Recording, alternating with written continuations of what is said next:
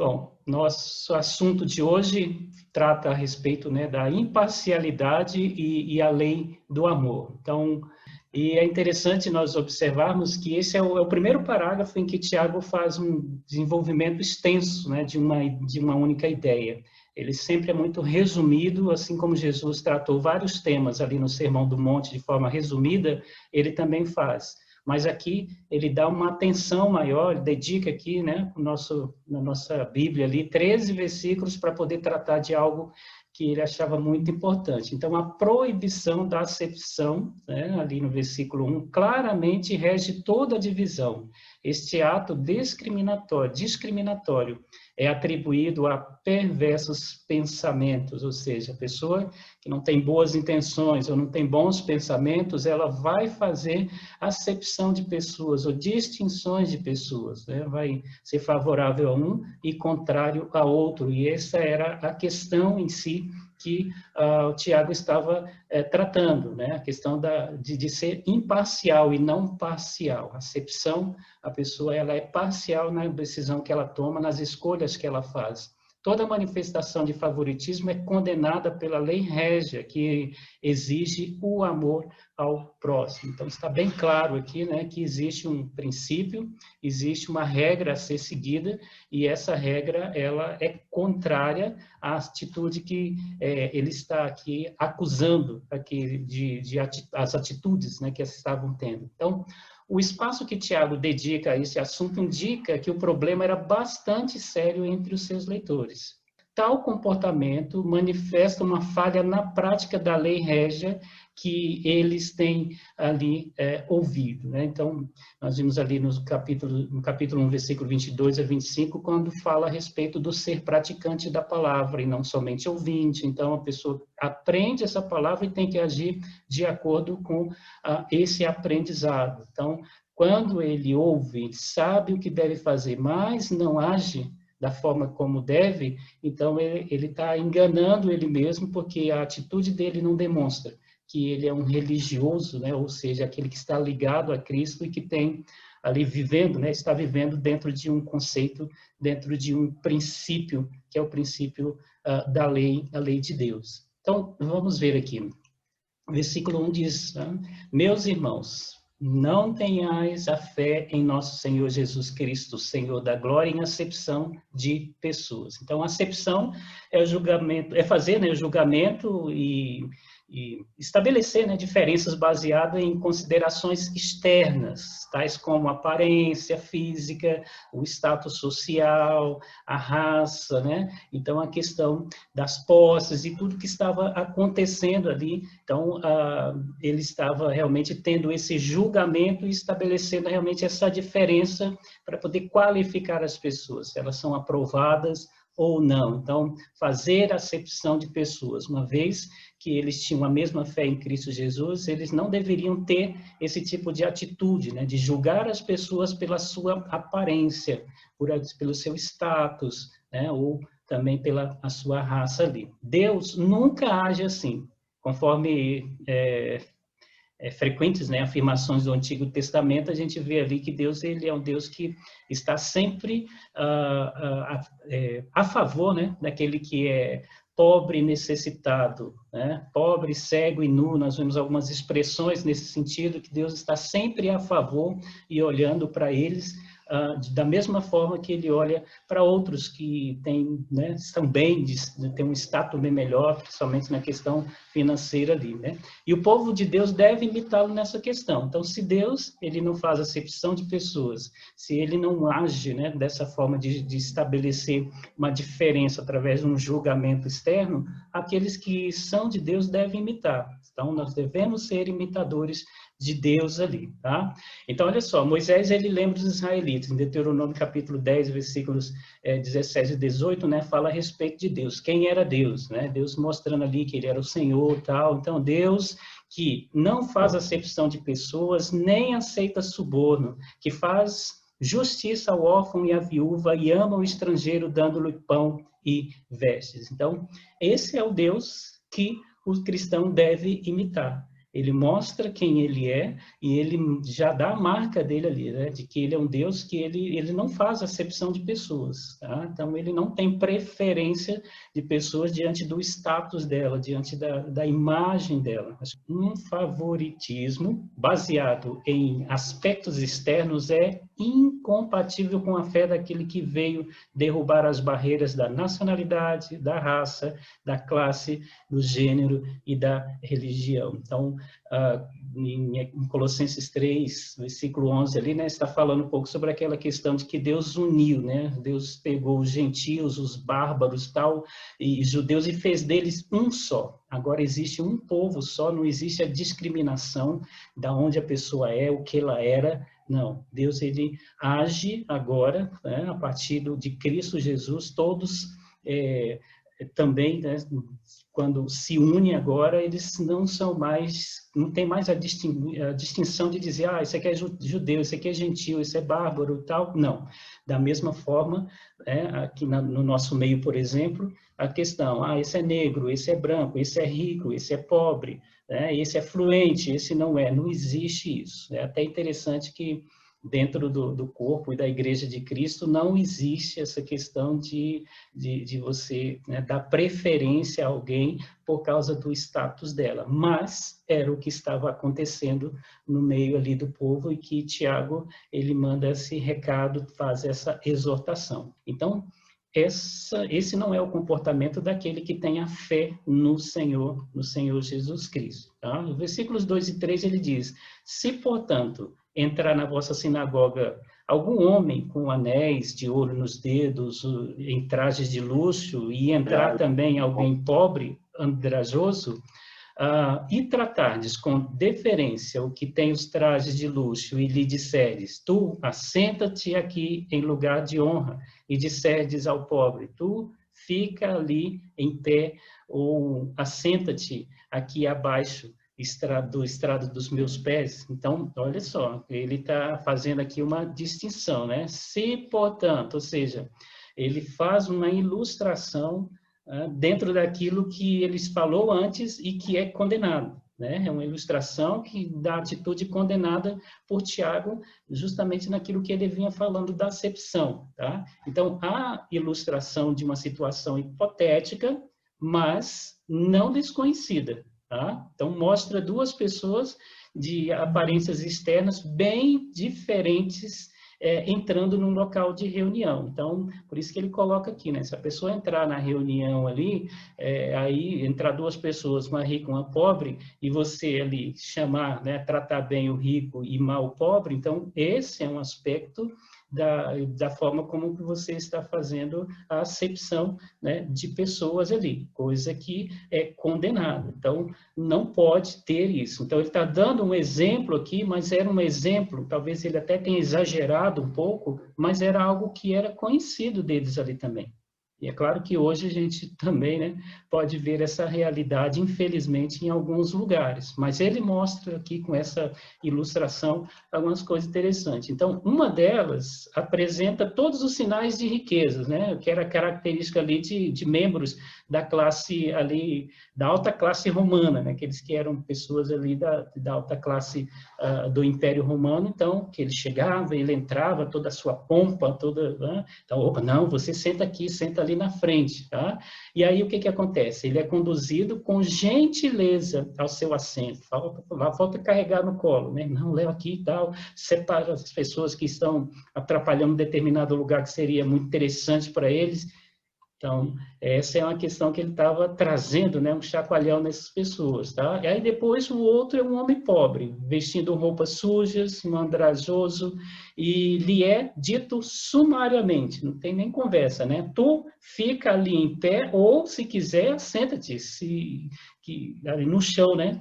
Que, no caso ali, o estrado dos pés seria realmente o chão, onde fica o estrado do nosso pé, onde a gente pisa. Então, olha só como que é a questão. Ó, se você quiser, você fica em pé. Se não quiser, senta aí no chão mesmo. Enquanto que o outro, não, o senhor vem aqui, vamos lá para frente, vamos achar um local.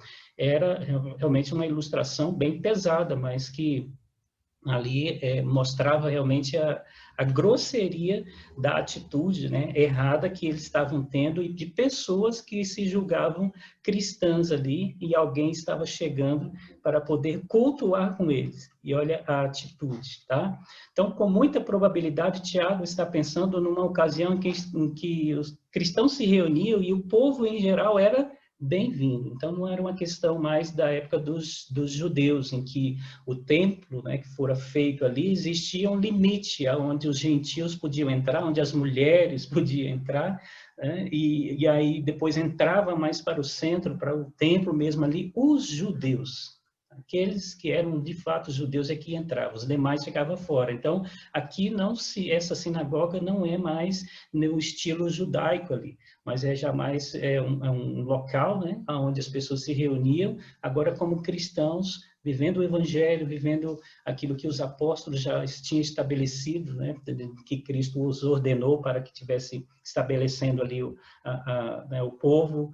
Então, eles viviam dessa forma. Então, havia, de fato, ali uma reunião, e ele está se referindo a esse tipo de reunião que era aberta. Todo mundo podia entrar.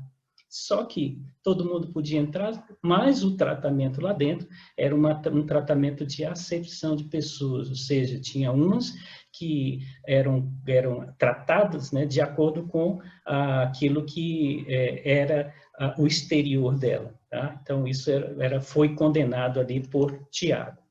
No versículo 4 ele diz: não fizestes distinção entre vós mesmos e não vos tornastes juízes, tornando-vos tomados, né, de perversos pensamentos? Ou seja, o que vocês fizeram aí? Vocês não se colocaram, né, na posição de juiz, de quem deve entrar ou quem não deve, e a mentalidade de vocês não é uma mentalidade perversa, e não aquela, né, que tem que ser de acordo com a lei de Deus. Então, depois de esboçar o tipo de comportamento, né, que ele julga ser incompatível com a fé cristã, agora ele caracteriza a conduta, né, essa conduta aí, com um comportamento, né, e o comportamento dela apenas num parágrafo, numa oração ali. Ele é colocado em forma de pergunta, esse parágrafo aí é colocado em forma de pergunta, e Tiago, né, espera que os seus leitores concordem com o veredito. Tá? Então, ele está fazendo uma pergunta retórica, né, onde as pessoas, a única coisa que elas podem fazer é concordar, não tem como argumentar a respeito daquilo que ele está colocando. Tá? Então, poxa, vocês não fizeram, então não foi uma distinção aí ao tomar essa atitude, ao invés de receber iguais, você recebe de uma forma e outro de outra. Isso aí, vocês não se tornaram juízes dele para dizer quem tem mais honra ou não de estar aqui. Isso não parte, né, de um pensamento que não é um pensamento cristão, mas um pensamento perverso. Então, olha só, ele coloca ali, né, que a divisão imprópria que está sendo feita não é nada mais do que um reflexo das divisões estabelecidas na mente dos próprios crentes ali. Tá? Então, algo que eles estão fazendo com aquelas pessoas que estão chegando é algo que já está na mente deles ali. Então, tudo aquilo que eles aprenderam, ou que Tiago estava defendendo ali, de ser ouvinte da palavra e praticante dessa palavra, né, parece que eles não estavam vivenciando. E ao não vivenciar isso, as atitudes deles, né, estavam de acordo com a mente. E que mente, né, que eles estavam tendo? Não era a mente de Cristo. Uma conduta cristã coerente procede apenas de um coração e uma mente com a mesma coerência cristã. Então, eles estavam sendo incoerentes, porque se duas pessoas entraram, né, obviamente, a elas é dada a oportunidade de ouvir da palavra, né, e se aceitando essa palavra, fazer parte daquele grupo.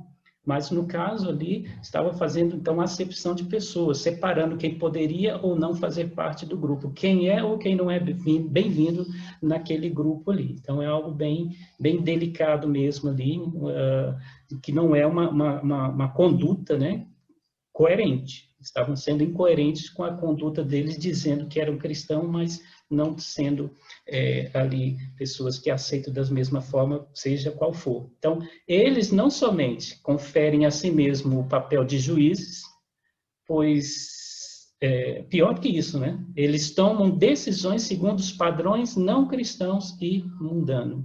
Então, o mundo, né, é que vê aí a questão, né? Quem que são as pessoas que são bem-vindas, né? As pessoas que são ricas, as pessoas que são fluentes, né, em alguma ideia, alguma coisa, mas aquelas pessoas que são, né, os mendigos aí que a gente vê pela rua, a pessoa que é um trabalhador e que não tem lá essas suas riquezas, veste ali as suas roupas básicas, ela não pode estar no meio da igreja, do povo de Deus. Então, isso é uma incoerência, isso é um pensamento que não é um pensamento cristão. Jesus disse que era para vir a ele todas as pessoas, né? Ele não faz acepção de pessoas. E no caso aqui, ele pediu para a gente ir fazer a mesma coisa, né? Fazer discípulos. Ele não falou qual era a categoria deles, né? Ou seja, o status deles. Pelo contrário, são todos devem ouvir. Esse pensamento de fazer acepção de pessoas, ali, de escolher pessoas, é um pensamento muito mundano, anticristão. O cristão não tem esse tipo de pensamento e nem atitude, ok? Versículo 5. Ouvi, meus amados irmãos, não escolheu Deus os que para o mundo são pobres, para serem ricos em fé e herdeiros do reino que ele prometeu aos que o amam? Então, ele começa aqui, né, a dar uma tônica diferente, aconselhando esses irmãos. A salvação dos pobres por meio de uma eleição graciosa demonstra que eles... aliás, que esses padrões, né, são completamente incoerentes com a maneira de Deus enxergar as coisas, tá? Então, todas as pessoas que se chegam a Cristo, chegam a Ele porque Ele, de forma graciosa, chamou. E Ele chama todos, quem Ele quiser. Ele não olha para a questão exterior, Ele olha para aqueles que Ele quer, né? Ele quer chamar. Então, por isso que ele coloca aqui a questão de que foi Deus que escolheu, né? Aqueles que para o mundo são pobres, tá? Por quê? Porque Deus enxerga diferente, Deus não enxerga segundo o padrão do mundo, existe um padrão diferenciado. Então, é a partir da vantagem espiritual, não material, que os cristãos devem julgar o outro, tá? Então, como Jesus mesmo coloca ali, bem-aventurados pobres, né? Pobres de espírito ali, porque deles é o reino de Deus. E aqui, no caso, mostra aqui, né, que Deus, ele escolheu o quê? Os pobres, porque para que eles pudessem ser ricos em fé e herdeiros. Então, o pobre que é necessitado, né, de coisas materiais, ele não tem mais nada a se apegar a não ser na fé, e na fé do Senhor Jesus Cristo. Então, aquele que se apega realmente na fé e em Cristo Jesus, ele se torna uma pessoa rica, tá? Porque primeiro ele vai compreender, como nós já vimos no texto anterior aí, né, que o próprio Deus que diz isso, né, que o pobre tem que se gloriar na riqueza que ele tem em Cristo, que o rico tem que se gloriar na pobreza, né, que tudo isso que ele tem aos olhos de quem Cristo foi e tal, e agora ele é colocado numa outra situação, no outro patamar aí. Então, da mesma forma aqui, né? Quando Deus escolhe, ele escolhe, e aqueles que são pobres aos olhos do mundo, eles se tornam ricos, têm uma riqueza. Isso não quer dizer que são todos os pobres, né, que estão abertos, são acessíveis a poder viver, né, essa fé em Cristo Jesus e por isso vão herdar. Não, não é isso que acontece, tá? Mas, assim, os pobres têm essa vantagem, né, na vida deles ali de não se apegar muito às coisas materiais e sim, a partir do momento que tem Cristo na sua vida, se apegar mais a Ele. O valor dele é a herança deles lá no céu. Então, as pessoas, crentes ou não, não devem ser avaliadas pelos cristãos de acordo com o padrão do mundo, tá? A gente tem muito isso, né? De olhar para a pessoa e você olha, ixi, esse aqui não presta. Não, esse aqui não vou levar o evangelho, não. Esse aqui não é bem-vindo na igreja. Esse aqui, meu filho não pode sentar perto dele, tal. Então, a gente não pode ter esse tipo de discriminação, de avaliar a pessoa por aquilo que ela veste, né? Aquilo que ela tem, né? Muito pelo contrário. A gente tem que aproximar dela e ver aquilo que está no seu interior, e é claro, A partir do momento que a gente leva a palavra, a gente quer que essa palavra transforme ela, claro, a gente vai ter os cuidados, né? Mas vai amar essa pessoa, não vai desprezá-la, não vai discriminá-la ali, pelo contrário, vai se aproximar e fazer, né, o nosso papel ali. Então, não pode, aí, de forma alguma, avaliar as pessoas cristãs ou não dentro do critério do mundo. Tiago, ele não exclui do reino as pessoas ricas. Seu objetivo é lembrar seus leitores de que muitas são, e este fato condena, né, implicitamente a discriminação de cristãos contra elas. Tá? Então, muitas dessas pessoas ricas, elas também fazem parte do reino de Deus. Tá? Então, da mesma forma que muitas pessoas pobres também fazem parte do reino de Deus. Por isso, não deve ter discriminação, porque não são todos os ricos que vão entrar no reino de Deus e não são todos os pobres também que vão entrar, ou todos os ricos não vão entrar. Né? Não é assim.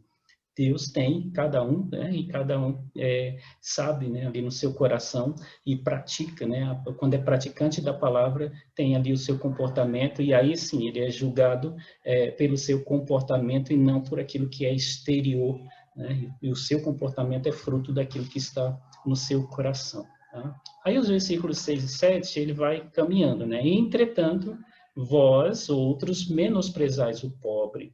Não são os ricos que vos oprimem, não são eles que vos arrastam para tribunais, não são eles os que blasfemam o bom nome que sobre vós foi invocado?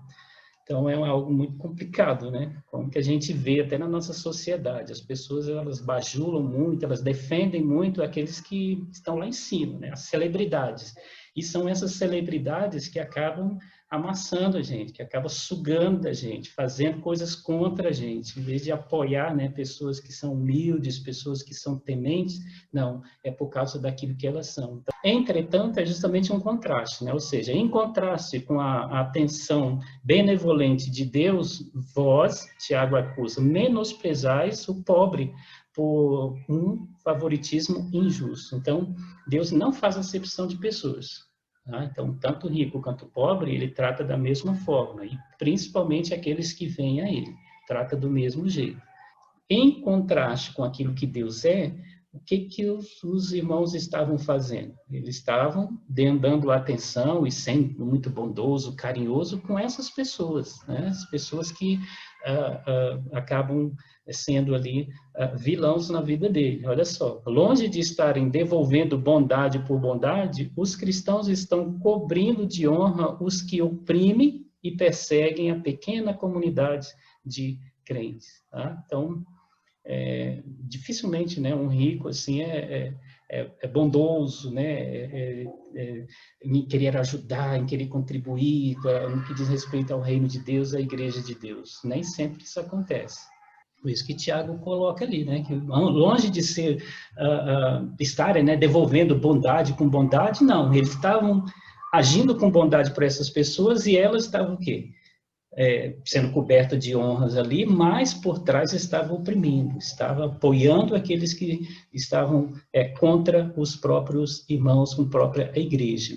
E tal opressão, ela inclui o quê? A exploração econômica contra pobres, órfãos e viúvas. Também havia uma perseguição religiosa, né? Corriam atrás dos cristãos, diziam que era de Cristo, eles perseguiam ali. E processos jurídicos contra os cristãos. Tá? Então, eles entravam na justiça com o objetivo de tomar, né, as posses, aquilo que os cristãos tinham, e tudo aquilo que era direito deles. Então, entravam na justiça contra eles. Tá? Também blasfêmia ou escárnio à fé que possuíam. Tá? Então, é aquela questão de, cadê o teu Deus? Esse Jesus não te salva, e assim por diante. Então, eram isso que eles faziam. E aí, o que estava acontecendo? Eles tinham seus privilégios quando chegavam ali, né? Então, havia uma incoerência muito grande. Quanta falta de coerência há no fato de aqueles que blasfemam do bom nome de Cristo recebam um tratamento preferencial na igreja. Isso é para se pensar, né? Isso é para realmente refletir, porque era algo que estava acontecendo e que acontece nos nossos dias. Versículo 8 diz, se vós, contudo, observais a lei régia segundo a Escritura, amarás o teu próximo como a ti mesmo, fazeis bem. Então, ele já coloca aqui, né? Depois dele tratar de várias questões, ele chama a atenção. Se vocês observarem isso aí, vocês estão fazendo bem. Então, pensa muito no que vocês estão fazendo, se está de acordo com aquilo que é a lei régia, né? Aquilo que regia ali todo o mandamento, toda a forma que os cristãos deveriam agir. Os versículos 8 a 13, eles fornecem um argumento coerente e poderoso contra todas as formas de acepção. Tá? Primeiro, ele tratou ali nesses versículos do 1, né, do 2 ao 12, ao 7, né, falando justamente sobre o problema, né, o problema ali da acepção, e agora ele vem trazendo uma solução, né, trazendo para eles ali uma forma poderosa, um argumento poderoso que é contrário a todas esse tipo de atitude, tá? Ele diz que os cristãos são julgados por uma lei que inclui o amor por todas as pessoas como uma das suas exigências fundamentais.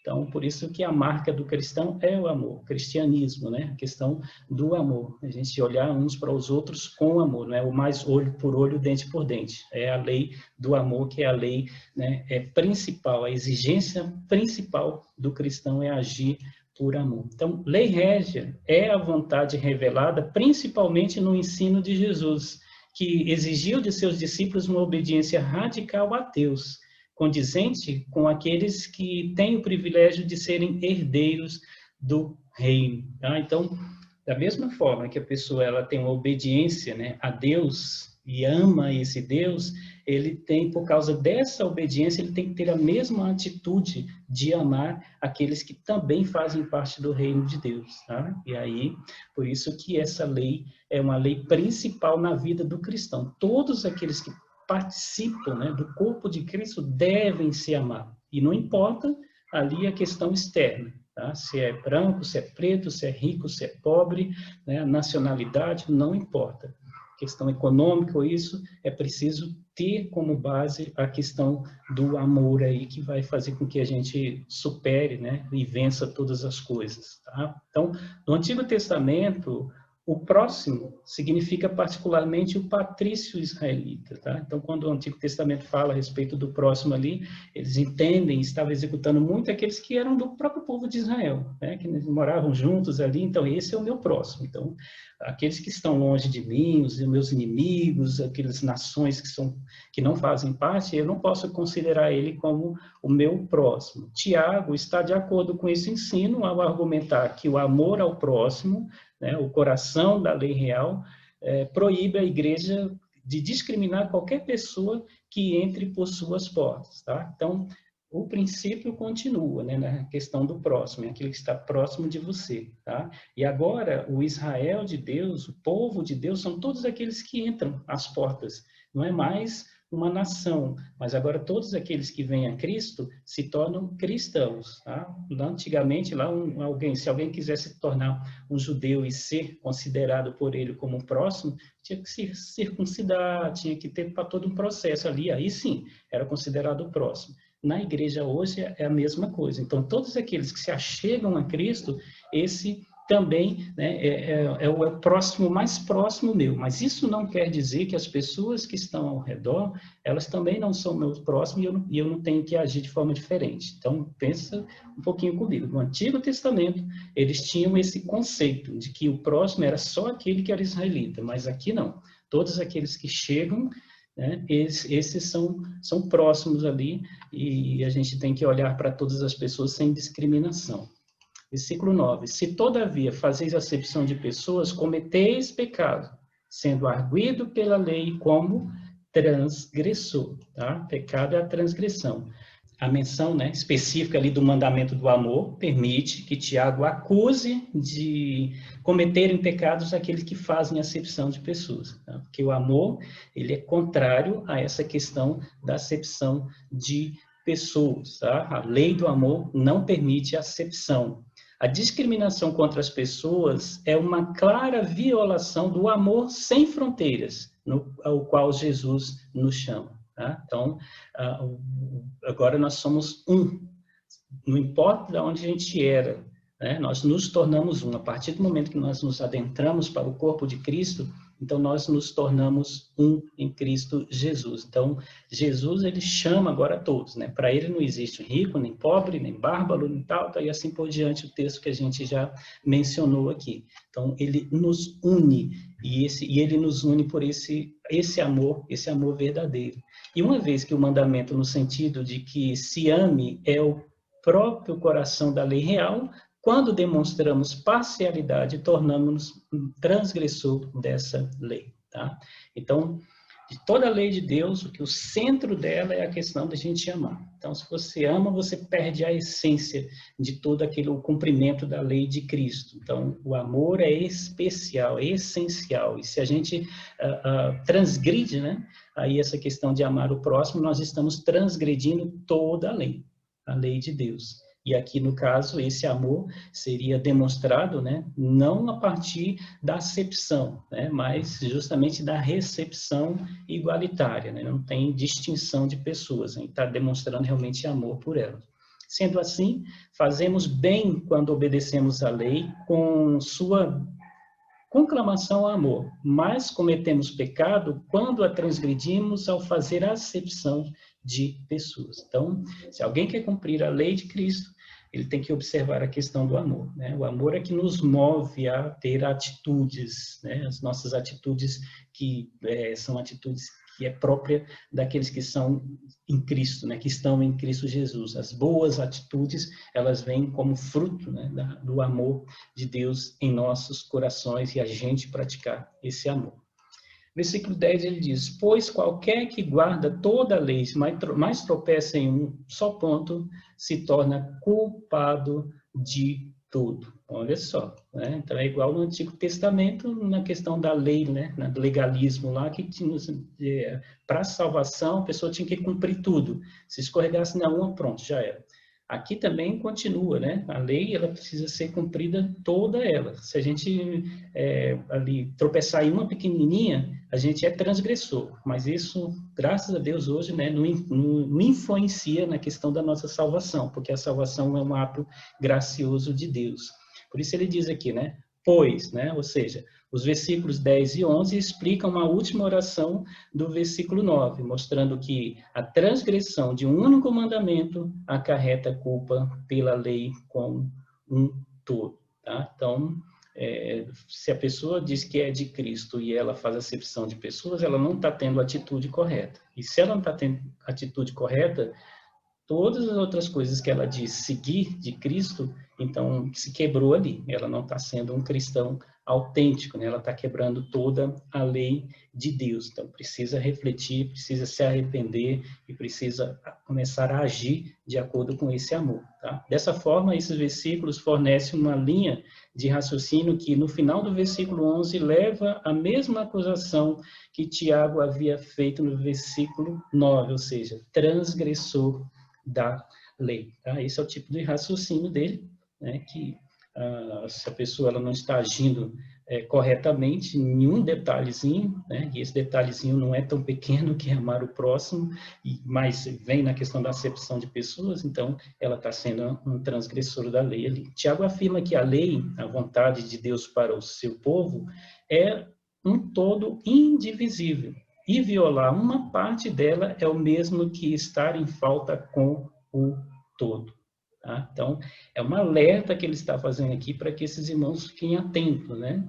E ver ali, né, que nós precisamos seguir a lei de Deus como um todo. Se nós estamos tropeçando em alguma parte dela, em alguma delas, então nós precisamos refletir um pouco, parar e mudar, porque o nosso objetivo é seguir a lei, toda a lei de Deus, né? A vontade de Deus para o seu povo. Tais advertências se faziam necessárias por causa da tendência em se pensar que a obediência nos mandamentos mais pesados minimizava qualquer falha do cumprimento das exigências mais leves da lei. Olha só. Então, não, eu fiz algo tão bom, só porque eu fiz uma coisinha pequena, agora eu vou ser condenado? Vai.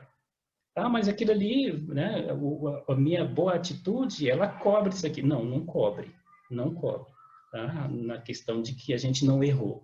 Tá? Não justifica. Se eu fiz algo grande, mas fiz algo errado pequeno, então eu acabo sendo um transgressor. e um transgressor da lei. Essa é a consciência que precisamos ter e que Tiago queria que eles tivessem também.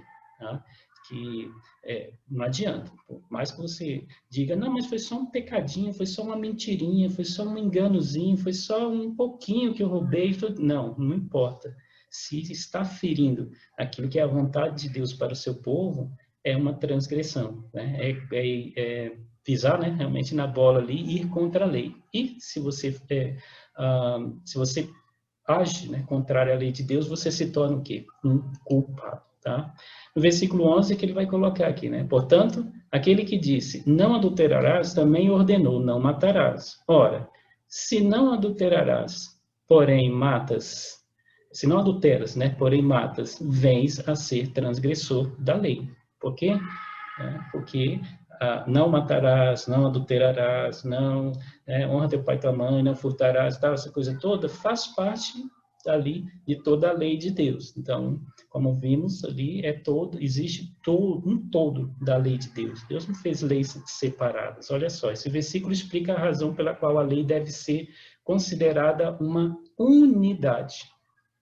Então, não tem como a gente esquecer. Isso aqui faz parte da lei. Não, isso aqui não faz. Isso aqui eu vou cumprir, isso aqui eu não posso. Não, a lei toda existe uma unidade em toda a lei de Deus. Os mandamentos isolados são componentes de um todo indivisível, porque refletem a vontade de um só legislador.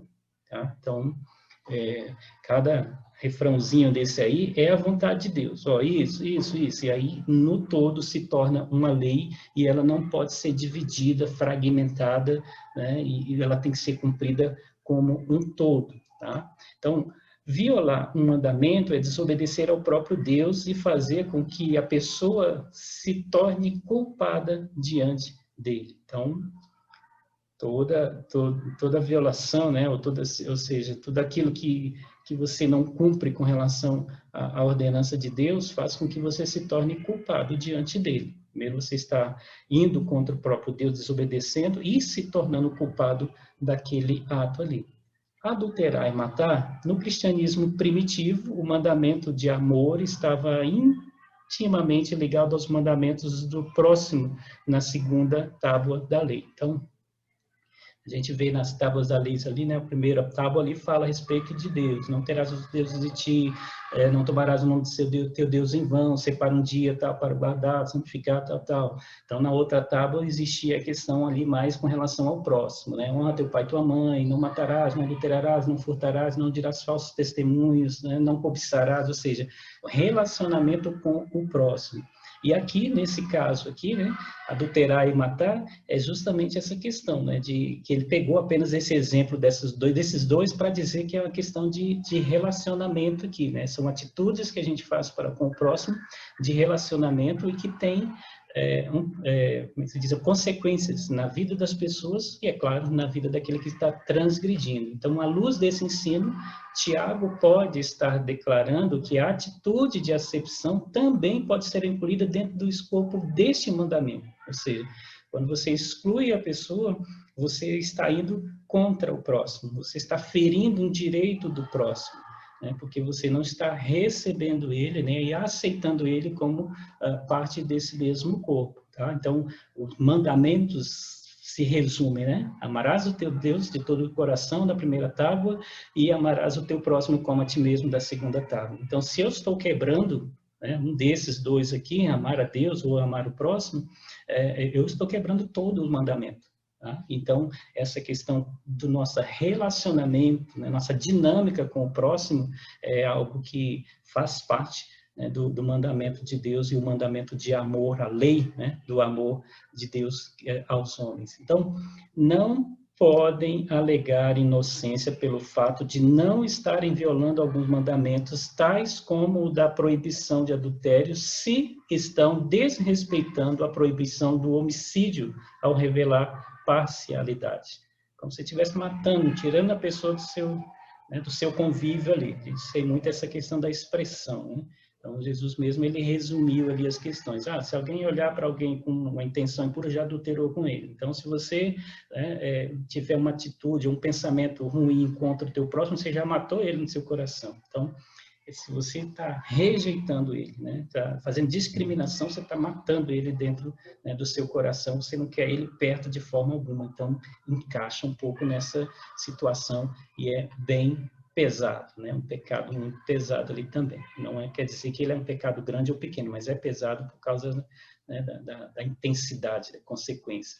Versículo 12 diz: falai de tal maneira e de tal maneira procedei como aqueles que hão de julgar, aliás, vão ser julgados pela lei da liberdade. Então, há aqui uma recomendação que Tiago faz, né, chegando à conclusão daquilo que é o pensamento dele aqui. Então, os versículos 10 e 11 são algo como um parênteses, né, no argumento de Tiago. Agora, ele está pronto para extrair uma conclusão a partir do ponto principal estabelecido lá nos versículos 8 e 9, né? A questão lá de você receber alguém rico e o pobre fazer distinção entre eles. Então, espera aí, se vocês são cristãos, você tem que ter um comportamento totalmente diferente. Então, depois dele fazer várias questões ali, né, de analisar algumas questões, ele agora vem concluindo esse fato dele. Então, ele argumentou que a acepção de pessoas é um pecado contra o mandamento do amor,